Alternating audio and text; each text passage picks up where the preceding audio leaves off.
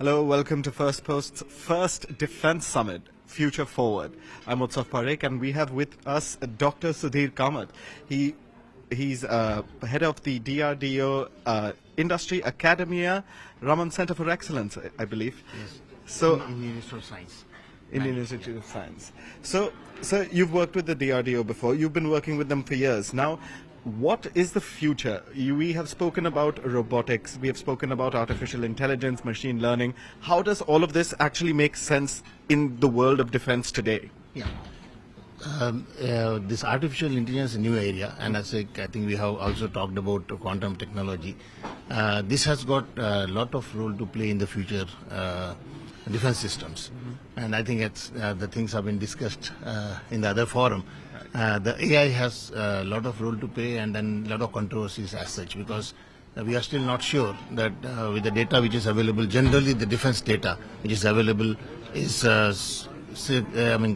restricted data, and without data, without machine learning, we cannot have AI, and that is one of the challenges. And as you also know, the machine learning systems are learning by the data which they are getting it, and if the data is right, then I think it learns right and then takes the right decision. So if the data is squint, then I think there is a chance that this system may fail. So that is where there are a lot of cautions to be taken care when we are talking about defense system. Yes, it can be used for maybe decision making, assisting the decision making, but cannot be used for left it alone to take a decision, because then there is a chance, a risk of getting the things everywhere. Yeah. So you're saying it'll come and work together. You still need people on the ground. It'll never replace the human judgment. It cannot, because as you know, when you're talking about defense, it's a question of life and death, and it's a question of country's security.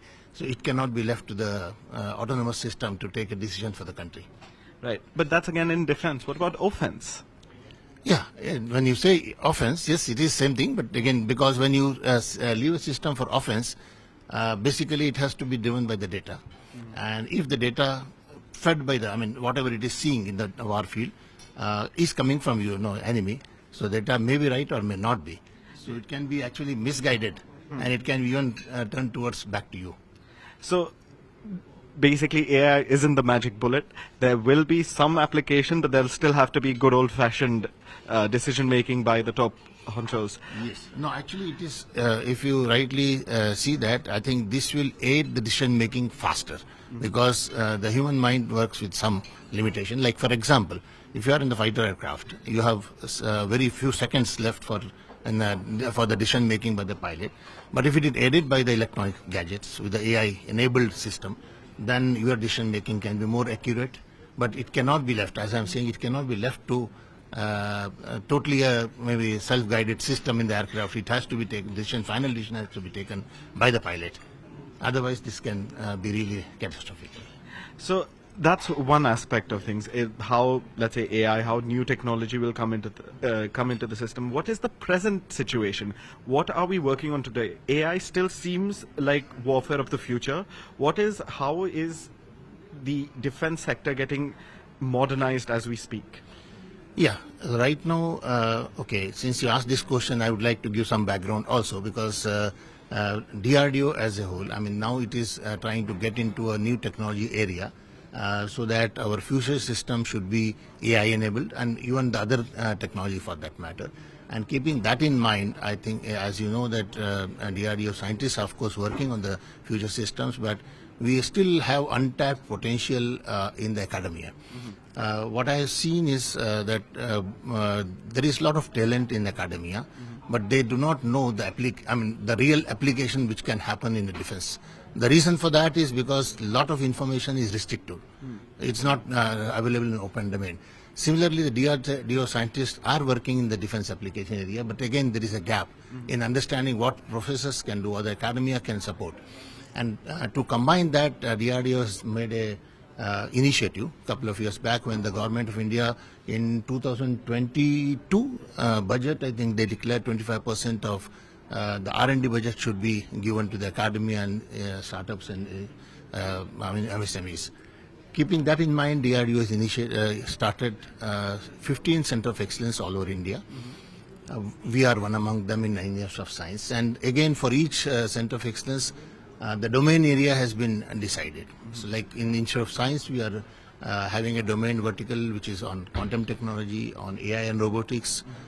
We have aerospace materials, high temperature materials, and micro and nano sensors and systems.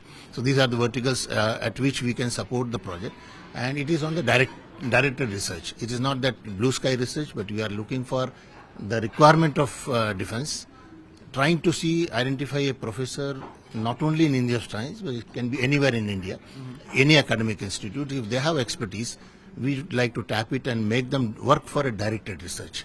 Okay. So that is the purpose. Now coming back to your question of these technology, how it is going to help. Yes, if you see AI, this has got a distinct advantage, but as you know, that defense systems goes through a lot of qualifications. Now, when you say qualification, it also comes with the type of problem definition, the specifications which has to be met, and it is going through trials. When you say AI-enabled system, the fancy word is very nice to hear, because we are going to work on future AI-enabled systems, but AI-enabled systems are again machine learned. So that means you are learning with time. Right. So how do you define the spec? That is one of the challenge for the procedure which we follow for qualification for defense. Otherwise, it is not qualifying for the defense application. Unlike general purpose, like if you want to use AI for medical purposes, AI for maybe environment, AI maybe for agriculture sector, yes, it is very useful because you have a lot of data, and that data can be used for analyzing how the things will show up in the future. But that opportunity you don't have in defense, because defense data is secured, number one, and if you use it when you go to warfield, I think the information warfare, you can actually give a wrong information and the autonomous body can fail. So that risk is there, and similarly qualification, because qualification requires the pre-definition of specification. Here we cannot define, because the knowledge of the robot or knowledge of a system which is learning by its own, which gets refined with the data it gets. So there is no specific benchmarking. You can say that yes, this is the system, now it is ready for defense application. So that is the challenge.